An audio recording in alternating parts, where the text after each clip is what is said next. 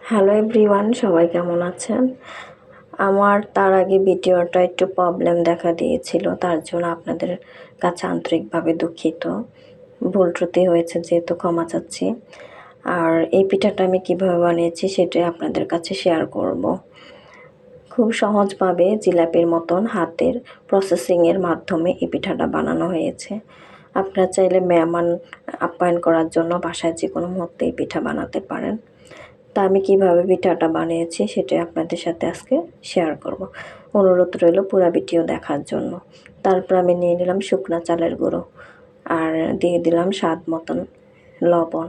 তারপর এটাকে আমি চামচ দিয়ে নাড়িয়ে নেব আর একটু হালকা গরম পানি দিয়ে হাত দিয়ে মধ্যে কাই করে নেব। শুকনো চালের গুঁড়ির পিঠা এমনি তো অনেক মজা, আর বাসায় যে কোনো সময় বানিয়ে এটা সংরক্ষণ করে রাখা যায়। তো ভালো করে মধ্যে আমি 5 মিনিট রেস্টে রেখে দেব। তো আমার মতো হয়ে গিয়েছে। তারপর আমি এটাকে ভালো মতন চিকন করে দড়ির মতন করে নিয়ে নেব। আর সম্পূর্ণ পিঠাটা হাতে প্রসেসিংয়ের মাধ্যমে করব, খুব সহজভাবে।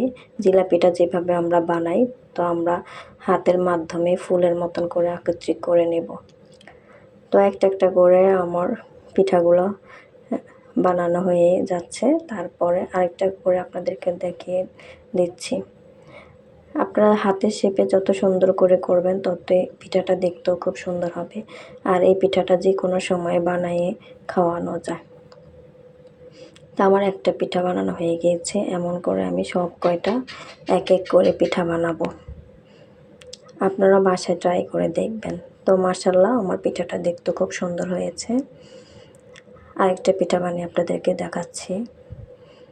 তা আমার এই পিঠাটা হয়ে গিয়েছে। তারপর আমি একটা শলার মাধ্যমে একটু ডিজাইন করে নেব। আর পিঠাটা খেতেও খুব অমায়িক, দারুণ একটা পিঠা। আর চালের গুঁড়ি দিয়ে যে কোনো পিঠা বানালেও পিঠাটা খেতে খুব ভালো লাগে। তারপরে আমি একটু ফুড কালার নিয়ে নিয়েছি, কারণ বিভিন্ন রকমের হলে দেখতেও সুন্দর লাগে পিঠাটা আর খেতেও ভালো লাগবে। এই জন্য একটু কালারটাও দিলাম যাতে একটু আকর্ষণীয় হয় আর দেখতেও ভালো লাগে। তারপরে পিঠাগুলো আমি এক করে তেলের মধ্যে ভেজে নেব। আর আলতোভাবে ভাজতে হবে, তাহলে ভেঙে যাবে। আমি জালটা মিডিয়াম আঁচে দিয়েছি।